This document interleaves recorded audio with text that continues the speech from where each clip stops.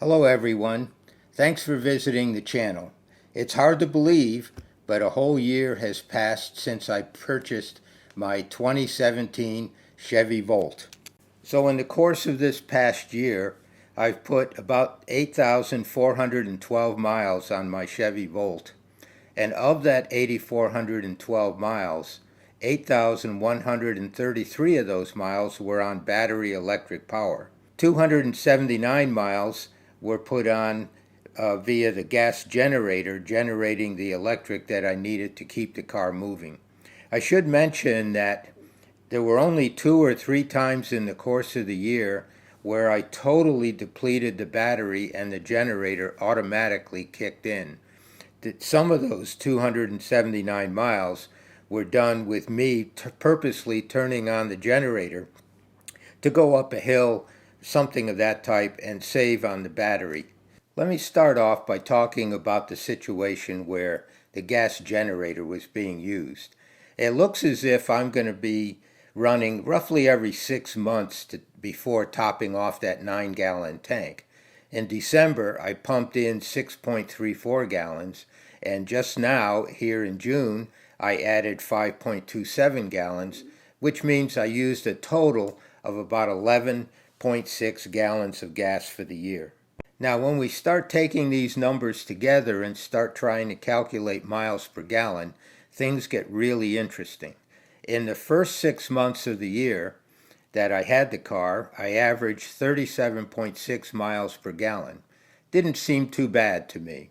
But for the January to June period that we just completed, that average came out to 9.1 miles per gallon, which was really puzzling.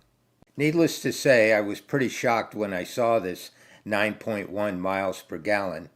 But giving it some thought, I began to realize what was really going on.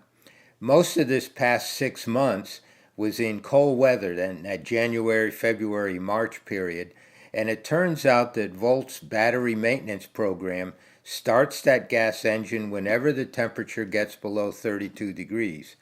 Not to propel the car, but to simply maintain some sort of battery temperature.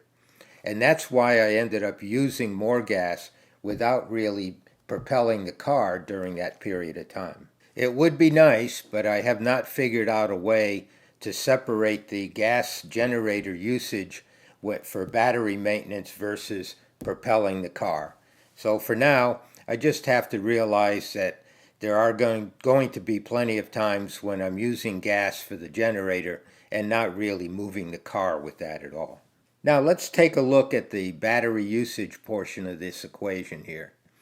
The Volt comes with an 18 kilowatt hour battery, but it isn't good to fully charge it or deplete it completely, so the software only allows you to use roughly 14.1 kilowatt hour of the battery's capacity.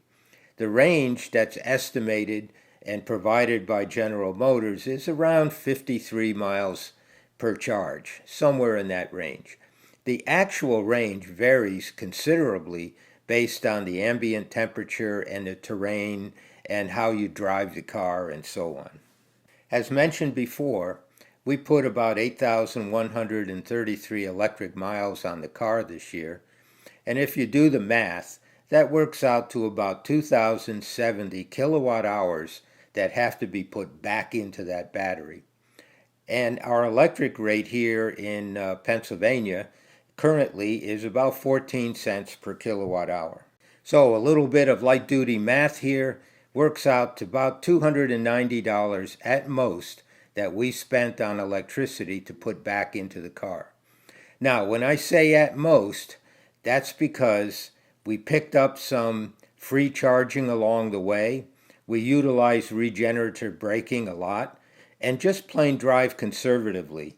So at most we put in $290 worth, but we did pick up some benefits along the way to kind of offset some of that. Here in Pennsylvania, we have what's called electric choice, which means we get to choose who and how the electric is generated that comes to our home.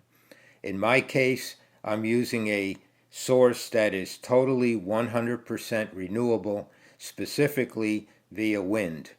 So to summarize, everybody always wants to know just how much gas do you save by going electric.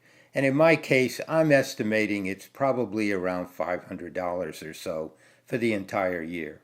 Of course, there are other savings to be had when you go electric, such as reduced brake wear, less frequent oil changes, and so on.